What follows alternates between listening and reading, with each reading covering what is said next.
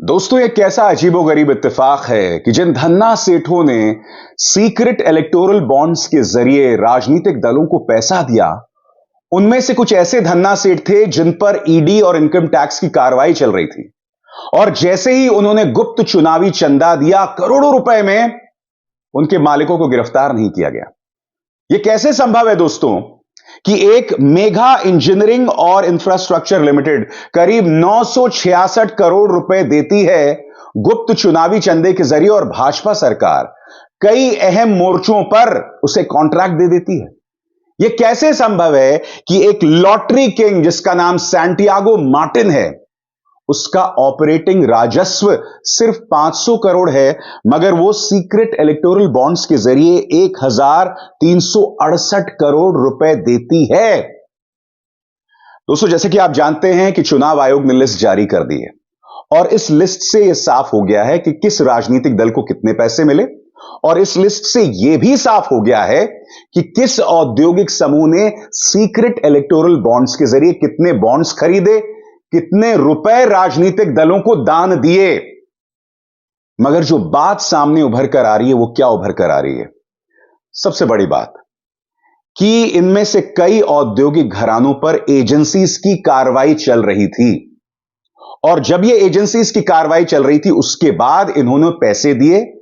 ये पैसे किसके पास गए अभी स्पष्ट नहीं है, मगर रॉयटर्स की पड़ताल में कुछ चीजें सामने उभर कर आ रही हैं। सबसे पहले दोस्तों, मैं आपका ध्यान खींचना चाहूंगा मेघा इंजीनियरिंग और इंफ्रास्ट्रक्चर लिमिटेड, जिसने सीक्रेट इलेक्टोरल बॉन्ड्स के जरिए 966 करोड़ रुपए दिए। सबसे पहले मैं आपका ध्यान खींचना चाहूंगा नितिन गडकरी की तरफ। नितिन गडकरी खुलेआम संसद के अंदर मेघा इंजीनियरिंग की तारीफ करते हैं। जैसे मैंने बताया, मेघा इंजीनियरिंग ने 966 करोड़ रुपए इलेक्टोरल बॉन्ड्स खरीदे और ये राजनीतिक दलों को दान दिया। सुनिए मेघा के बारे में क्या कह रहे हैं नितिन गडकरी। और नॉर्वे से लेकर दुनिया के सब लोगों को बुलाया, तो मैंने कहा यह टनल की कॉस्ट एग्जैगरेटेड है, इसके टेक्निकल क्वालिफिकेशन बदले, और उसमें इंडियन कॉन्ट्रैक्टर को इंकरेज किया गया। 12,000 करोड़ की एस्टीमेट कॉस्ट थी, और आज को मुझे बताते हुए खुशी हो रही, इस देश के इस टेंडर में जिस कंपनी ने कॉन्ट्रैक्ट जीता, 5 लोगों ने टेंडर भरे, कंपटीशन हुई, और हैदराबाद की एक मेघा इंजीनियरिंग करके कंपनी है, उन्होंने काम लिया। और फारूक साहब, इस एक ही काम में हमारी सरकार ने एस्टीमेट कॉस्ट से 5,000 करोड़ रुपए की बचत की, और ये करके दिखा 5,000। अब दोस्तों, ये लिस्ट देखिए। मेघा ने सीक्रेट इलेक्टोरल बॉन्ड्स के जरिए ये पैसे दिए हैं जो आपको अपने स्क्रीन पर दिखाई दे रहे हैं। आपने सुना, नितिन गडकरी उनकी तारीफ कर रहे थे। अब तारीख पर गौर कीजिए। इन्होंने चुनावी चंदा दिया 11 अप्रैल 2023 को। इस तारीख पर गौर कीजिए दोस्तों, 11 अप्रैल 2023 को इन्होंने चुनावी चंदा खरीदा। और अब इस तारीख पर गौर कीजिए, 12 मई 2023।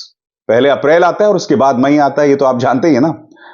और ये खबर देखिए, Megha engineering beats L and T to bag 14,400 crore Thane Borivali twin tunnel project. क्या यह महज इत्तेफाक है कि आप चुनावी चंदे के जरिए 966 करोड़ रुपए देते हैं और उसके बाद आपको कॉन्ट्रैक्ट मिल जाता है थाने बोरीवली ट्विन टनल प्रोजेक्ट, जिसकी कुल लागत है 14,400 करोड़? ये कैसे होता है दोस्तों, मैं समझना चाहता हूं। आप पैसा देते हैं चुनावी चंदे के जरिए, और उसके बाद आपको एक अहम प्रोजेक्ट मिल जाता है। और बात यहां नहीं रुकती दोस्तों, फिर देखिए साहब, Hindustan construction company Megha engineering infrastructure limited bag rupees 3,681 crore bullet train station project. यानी कि मेघा इंजीनियरिंग लिमिटेड को बुलेट ट्रेन स्टेशन प्रोजेक्ट का, जिसकी लागत करीब 3,681 करोड़ है, यह प्रोजेक्ट भी मिल गया। और इन्होंने गुप्त चुनावी चंदे के जरिए राजनीतिक दलों को कितना पैसा दिया? 966 करोड़ रुपए। मैं आपको यह भी बता दूं कि न्यूज चैनल TV9, उस पर मालिकाना कब्जा है मेघा इंजीनियरिंग इंफ्रास्ट्रक्चर लिमिटेड का। यह बात कितनी अजीबोगरीब इत्तेफाक है ना, कि जो कंपनी एक न्यूज चैनल चलाती है वो करोड़ों रुपए दे रही है सीक्रेट इलेक्टोरल बॉन्ड्स के जरिए राजनीतिक दलों को, और फिर भाजपा की सरकार अलग अलग कॉन्ट्रैक्ट्स में उसे फायदा पहुंचा रही है, उसे कॉन्ट्रैक्ट्स दे रही है। क्या यह महज इत्तेफाक है? यह सिर्फ तथ्य हैं आपके सामने। मैं यह नहीं कह रहा हूं कि 966 करोड़ रुपए मेघा इंजीनियरिंग इंफ्रास्ट्रक्चर लिमिटेड ने बीजेपी को ही दिए, मगर मैं आपका ध्यान खींच रहा हूं कि किस तरह से तमाम कॉन्ट्रैक्ट्स इनको मिल रहे थे। और बात वहां नहीं रुकती है। मंगोलिया के 5400 करोड़ के इस प्रोजेक्ट पर भी निगाह डालिए। खबर क्या कहती है? Megha secures ₹5,400 crore crude oil refinery project in Mongolia. Mongolia में भी इन्हें प्रोजेक्ट मिल गया। मगर सबसे शॉकिंग बात, सीएजी की रिपोर्ट आती है कालेश्वरम लिफ्ट इरिगेशन स्कीम पर, KLIS, और सीएजी की रिपोर्ट यह कहती है कि इस पूरे प्रोजेक्ट में जो पैसे लगाए गए थे, जो प्रोजेक्टेड कॉस्ट थे, उसे बढ़ा चढ़ाकर पेश किया गया। यहां पर साफ तौर पर एक गड़बड़ झाले की बात सीएजी, मोदी सरकार की सीएजी कर रही थी। दिलचस्प बात यह थी कि सीएजी की रिपोर्ट आती है और जिन अधिकारियों ने उस रिपोर्ट को जारी किया था उनको ट्रांसफर कर दिया जाता है, उनका ट्रांसफर कर दिया जाता है। और दिलचस्प बात यह दोस्तों कि Kaleshwaram lift and irrigation scheme में जिस कंपनी का नाम सामने आ रहा है वो है मेघा इंजीनियरिंग और इंफ्रास्ट्रक्चर लिमिटेड। और यहां पर कांग्रेस और भारतीय जनता पार्टी ने कॉन्ट्रैक्टर्स और केसीआर की बीआरएस पर, के चंद्रशेखर राव की बीआरएस पर मिली भगत का आरोप लगाया था। तो मेघा पर यहां पर सवालिया निशान, मगर यहां पर कटघरे में है के चंद्रशेखर राव, वो मेघा जिसकी तारीफ नितिन गडकरी संसद में कर रहे थे। अब मैं आपसे एक सीधा सा सवाल यहां पूछना चाहता हूं, यह अजीबोगरीब इत्तेफाक है क्या कि आप सीक्रेट इलेक्टोरल चंदा देते हैं किसी पॉलिटिकल पार्टी को और उसके बदले में आपको ये तमाम कॉन्ट्रैक्ट्स मिलते हैं। सीएजी लगातार कह रही है कि इस प्रोजेक्ट में गड़बड़ झाला हुआ है।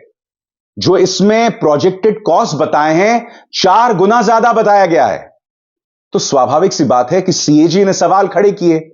मैं आपसे एक सवाल पूछना चाहता हूं, मेघा इंजीनियरिंग इंफ्रास्ट्रक्चर लिमिटेड पर मोदी सरकार ने क्या कार्रवाई की? क्योंकि इन चेहरों पर गौर कीजिए, मनीष सिसोदिया, संजय सिंह, सत्येंद्र जैन, इनको तो आपने जेल में डाल दिया। अभी तक यह साफ ही नहीं है कि इनका क्या गुनाह है। आप बात बात पर राजनीतिक दलों और उनके नेताओं पर केस कर देते हैं, ईडी और इनकम टैक्स के जरिए उन्हें परेशान करते हैं। मेघा पर खुद आपकी सीएजी आरोप लगा रही थी कि इन्होंने प्रोजेक्ट के कॉस्ट को, प्रोजेक्ट की कीमत को 4 गुना बढ़ा चढ़ाकर पेश किया। क्या आपने मेघा पर कोई कार्रवाई की? आपने केसीआर पर सवाल जरूर उठाया, के चंद्रशेखर राव पर बीजेपी ने सवाल उठाया, मगर मेघा के मालिकों पर आपने क्या कार्रवाई की? यह सवाल बताइए ना। बात वहां नहीं रुकती। अब आपका मैं ध्यान खींचना चाहूंगा फ्यूचर गेमिंग और होटल सर्विसेज प्राइवेट लिमिटेड। इन्होंने दिया 1368 crore, 1368 crore lottery king Santiago Martin ने दिया। क्या आप जानते हैं 2019 से मोदी सरकार की एजेंसीज ने इन पर कार्रवाई करनी शुरू की, 2019 से, और उसके बाद सैंटियागो मार्टिन देते हैं 1368 करोड़ रुपए। दिलचस्प बात यह है दोस्तों कि इस खबर के मुताबिक सैंटियागो मार्टिन का जो बेटा है वो बीजेपी में शामिल हो जाता है। यही नहीं, इस खबर के मुताबिक उनके करीब 409 करोड़ की संपत्ति ईडी जब्त कर लेती है, अटैच कर लेती है। अब आपके जहन में एक सवाल होगा कि भाई उन्होंने सीक्रेट इलेक्टोरल बॉन्ड्स के जरिए पैसा दिया और उसके बाद 409 करोड़ की संपत्ति जब्त की गई। बिल्कुल सही कहा आपने, मगर उन पर कार्रवाई हो रही थी 2019 से, और सैंटियागो मार्टिन ने उसके बाद 1368 करोड़ रुपए दिए। एजेंसीज ने 400 करोड़ की संपत्ति को जब्त जरूर किया, अटैच जरूर किया, मगर आपसे बड़ा सवाल, लॉटरी किंग सैंटियागो मार्टिन पर इतना बड़ा मामला चल रहा था, क्या वो जेल में है? बताइए, क्या वो जेल में है? जेल में नहीं है ना, उनका बेटा भाजपा में है इस खबर के मुताबिक। और दूसरी तरफ सुप्रीम कोर्ट में जब मनीष सिसोदिया का मामला आता है तो उन्हें बेल नहीं मिलती है।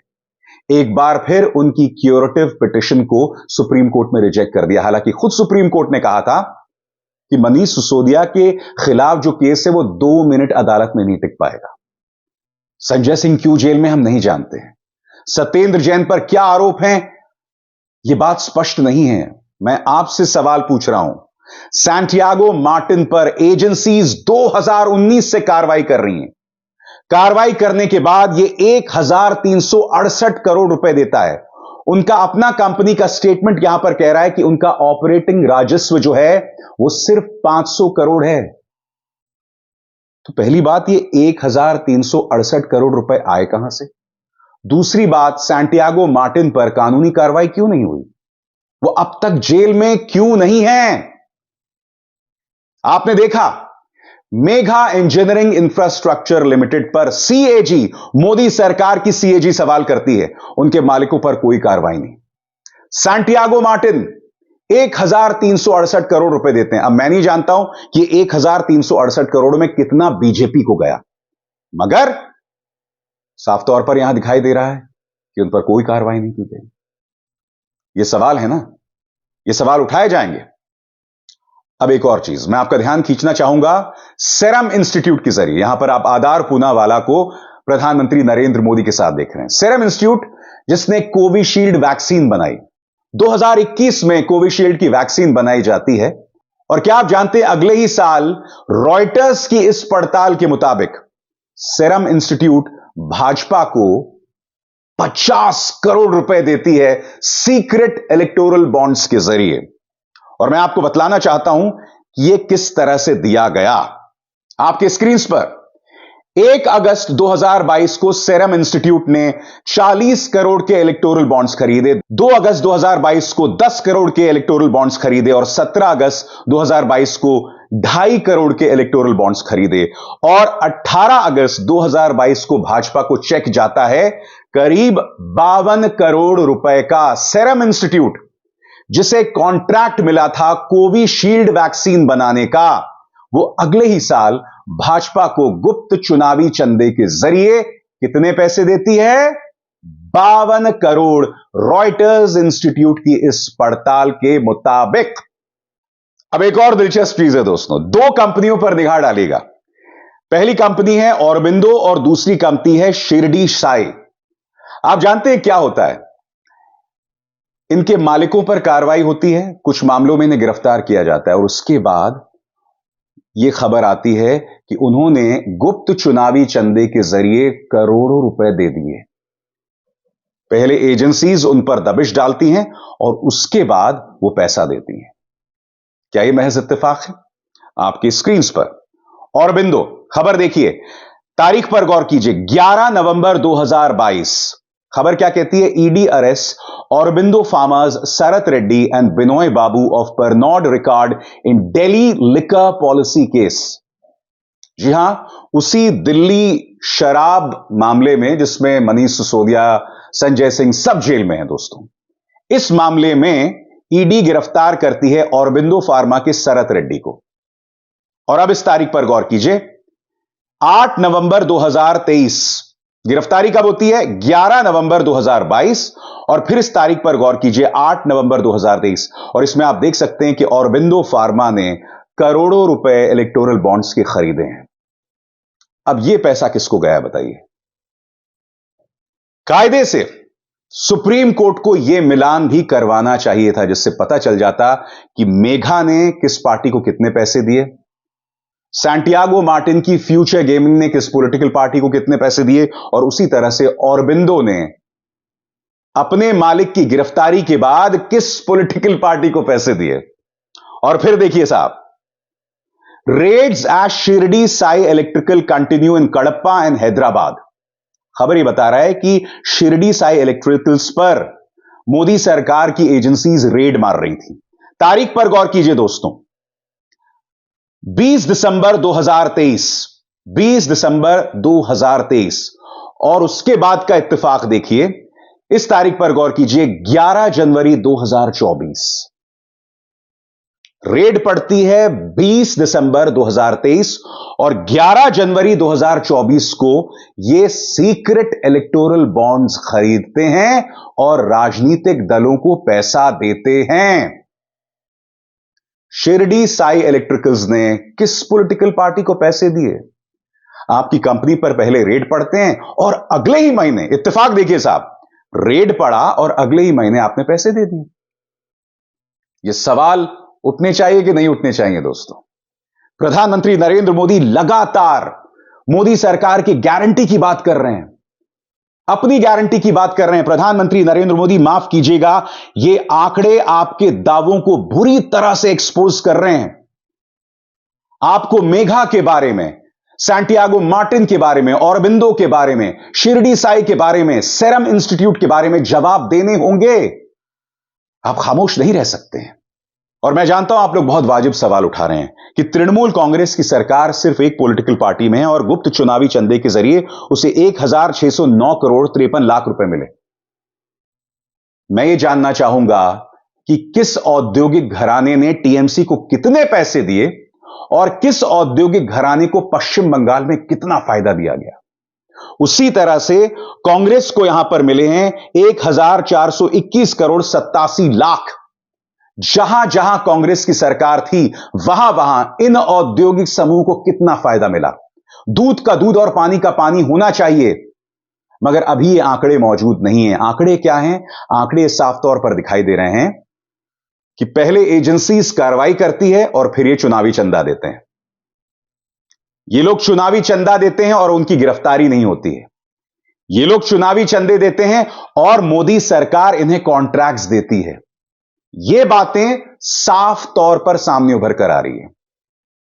और नवयुग इंजीनियरिंग दोस्तों वो कंपनी है जिसने उत्तराखंड के सिलक्यारा में टनल बनाया था, जिसमें हमारे 41 मजदूर फंस गए थे। आपको याद होगा वकील हसन जैसे रैट माइनर ने अपनी जान जोखिम में डाल के हमारे 41 मजदूरों को बचाया था। उस वकील हसन की मदद नवयुग इंजीनियरिंग ने नहीं की। मगर मैं आपको बतलाना चाहता हूं कि Navyug engineering secret electoral bonds के जरिए कितना पैसा राजनीतिक दलों को दे रही थी आपकी स्क्रीन पर। अप्रैल 2019 को इन्होंने 30 करोड़ रुपए के इलेक्टोरल बॉन्ड्स खरीदे, अक्टूबर 2019 को 15 करोड़ और अक्टूबर 2022 को 10 करोड़, यानी कि नवयुग ने 55 करोड़ रुपए के इलेक्टोरल बॉन्ड खरीदे हैं, राजनीतिक दलों को दिए हैं। मगर नवयुग के पास वकील हसन और बाकी रैट माइनर्स को देने के लिए पैसे नहीं थे। वो वकील हसन जो अपनी जान पर खेल के 41 मजदूरों को बाहर निकालता है। अब एक और आंकड़े पर गौर कीजिए, और यहां पर कटघरे में हेमंत बिश्व शर्मा। ब्राइट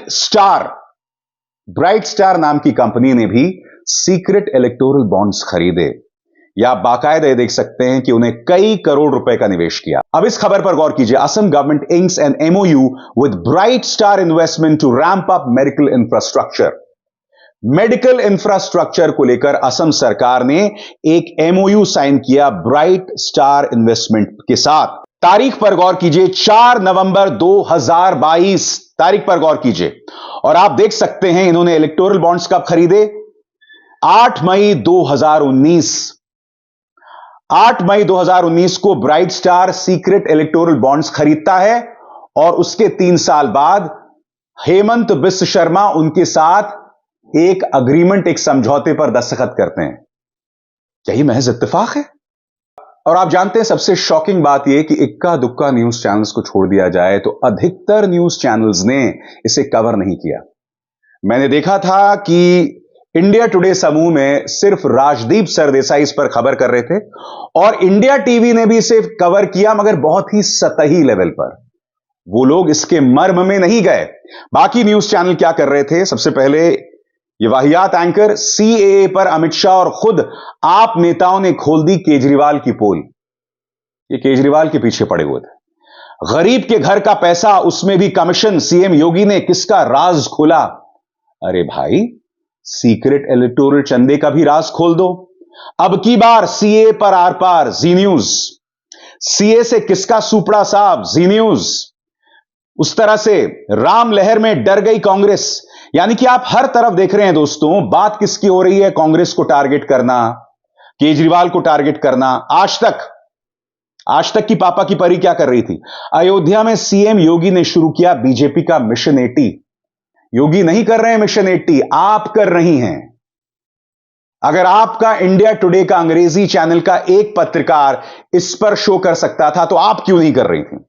फिर देखिए, माननीय तिहाड़ रिटर्न, जनता खफा या ईवीएम बेवफा। एक और पापा की परी, ईवीएम, चुनाव आयुक्त और एक देश एक चुनाव से जुड़े कांग्रेस के 3 सवाल, वाजिब या सियासत। न्यूज 18, करोड़ों शरणार्थियों को न्याय देना मकसद, सीएए की बात कर रहे हैं। न्यूज 18 में एक और पापा की परी, देश का सबसे बड़ा ओपिनियन पोल, देश की जनता से सीधा संवाद और उनकी राय। गुल्लू, 2024 चुनाव से पहले आ गया सीएए। और जैसे मैंने बताया, इंडिया टीवी ने बहुत ही सतही लेवल पर इसे कवर किया। अरबों रुपए का चंदा कितने पन्नों में छपा? यहां पर रजत जी ये तो बता रहे हैं कि कितने पन्नों में छपा, मगर जो असली मुद्दा है कि किस औद्योगिक समूह ने कितना चुनावी चंदा खरीदा और उसके बदले में उसे कितना फायदा हुआ, जिसकी जानकारी मैंने आपको अभी अभी दी, इसका जिक्र ही नहीं है। सवाल तो किए जाने चाहिए ना। इसीलिए मैं कहता हूं कि इन न्यूज चैनल्स की कोई विश्वसनीयता नहीं। और जैसे मैंने बताया, Megha engineering and infrastructure limited, जिसने 966 करोड़ रुपए दिए, जिसे कई कॉन्ट्रैक्ट्स मिले, जिसके एक कॉन्ट्रैक्ट पर खुद मोदी सरकार के सीएजी ने सवाल उठाए, उन पर ना कोई कार्रवाई हुई, लगातार कॉन्ट्रैक्ट्स भी मिलते रहे। और यह मेघा जो है वो एक चैनल की मालिक भी है जिसका नाम है टीवी 9। कितनी अजीब और गरीब बात है। इसीलिए मैं आपसे लगातार शुरू से कहता रहा हूं, इन चैनल्स की कोई विश्वसनीयता नहीं है। इतनी बड़ी खबर आ गई, आजाद भारत के इतिहास का यह एक बहुत बड़ा घोटाला है, मगर साहब मजाल है इस पर कोई चर्चा की जा रही है। कितने शर्म की बात है। यह आप जो इस देश के नागरिक हैं उनके साथ नाइंसाफी है अगर यह सब हो रहा है तो। मैं उम्मीद करता हूं कि 2019 से पहले, क्योंकि वो जानकारी चुनाव आयोग ने नहीं दी है, 2018 से 19 के बीच में करीब 2,500 करोड़ के इलेक्टोरल बॉन्ड्स खरीदे गए। वो जानकारी दी नहीं चुनाव आयोग ने। वो पैसा किसकी जेब में गया? क्यों वो जानकारी सामने उभर कर नहीं आ रही है? क्यों अदालत की अवमानना की जा रही है? ये तमाम सवालात हैं जो किए जाने चाहिए, जो मीडिया को करने चाहिए मगर नहीं कर रहे हैं। और आज कितने आसान लफ्जों से मैंने आपके सामने पूरा मामला रख दिया, दूध का दूध और पानी का पानी हो गया। अभिसार शर्मा को दीजिए इजाजत। नमस्कार।